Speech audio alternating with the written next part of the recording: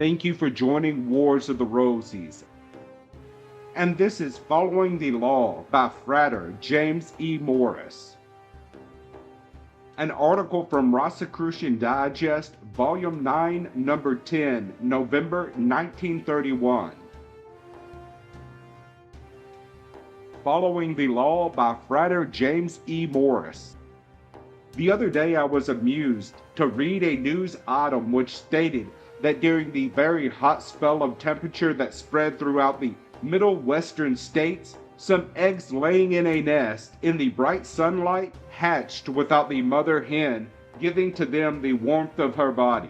The story is naturally accepted as true because it is typical of some of the laws of nature. There are those, of course, who believe that eggs would hatch only when in contact with the warmth and magnetism of the mother hen. They seem to feel that there was some subtle influence in the mother's contact with the eggs that held an important bearing upon the hatching process.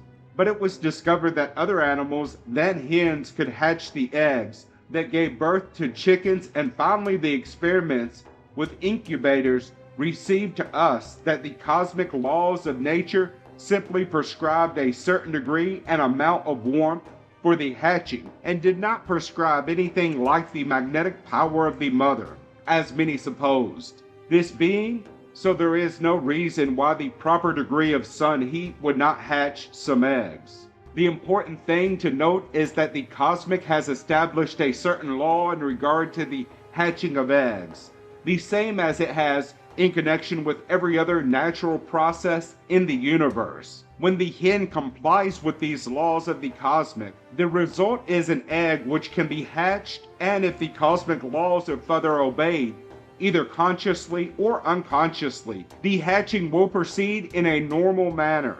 It is doubtful if the cosmic ever had in mind that the eggs had to be placed in a certain kind of straw, or in a nest elevated at a certain height, or in a certain location. It is also doubtful whether the cosmic decreed that the mother hen should sit upon these eggs in a certain manner or not. But the cosmic did decree that a certain degree of temperature, of a certain quality or nature, should surround the eggs for a certain length of time.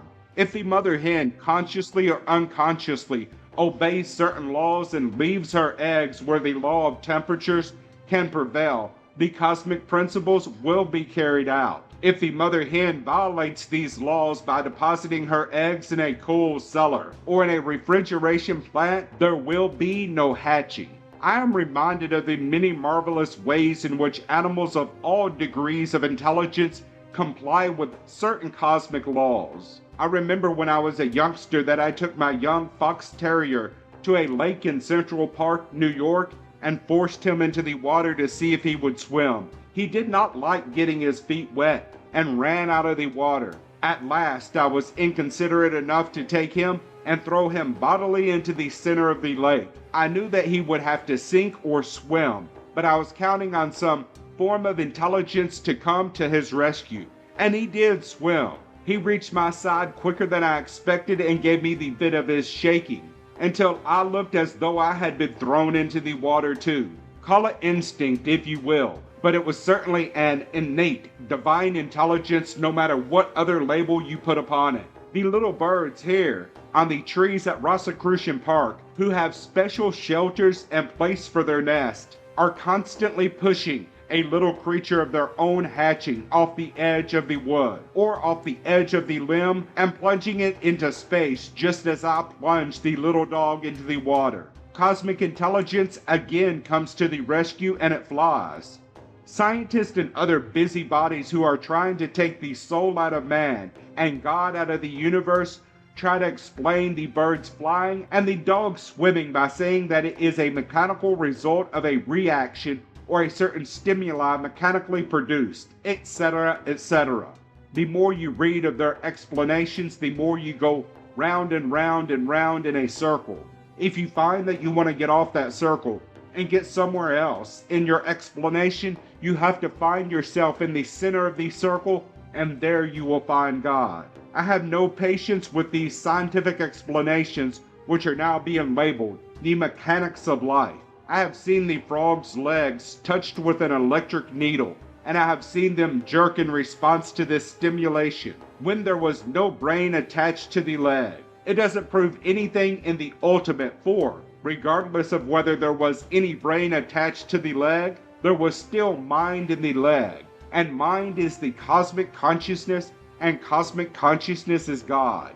What I intended to say, however, was that man is the one guard, sublime, egotistical being who thinks that he can willfully and arbitrarily defend himself against the so-called instincts of the divine mind, and do as he pleases whenever he cares to do so. If he is thrown into the water as was the little dog, and instead of yielding to the next impulse that unquestionably is urged upon him by the cosmic mind, he prefers to substitute his marvelous, mighty individual reasoning power as superior to instinct, he will more than likely sink in the lake while he is trying to figure out whether God intended him to get wet or whether it was an evil doing of some personal enemy. And whenever man plans to substitute something of his own creation in place of a primitive instinct, as he likes to call that which he has not evolved, he either sinks or goes the wrong way into oblivion.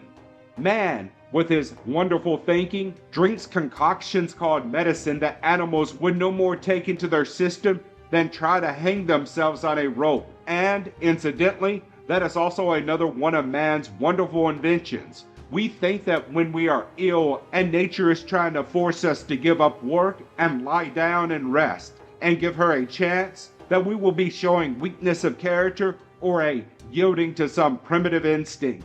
And we boast that we are going to keep in our shoes and on our feet until we drop. And usually, those who have taken this spirit never have an opportunity to explain to the undertaker their wonderful pet theory.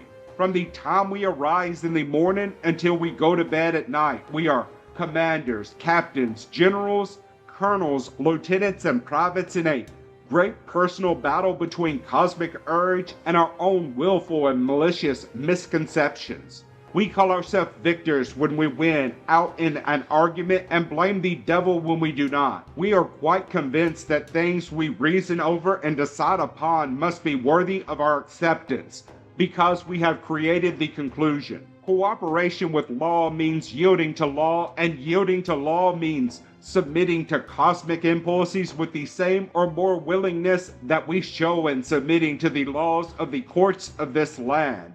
Listen to the still small voice within and let the cosmic urges tempt you to yield from time to time and submit to their superior judgment, and you will find that you are making fewer mistakes and becoming more happy than you have been at any time in your life.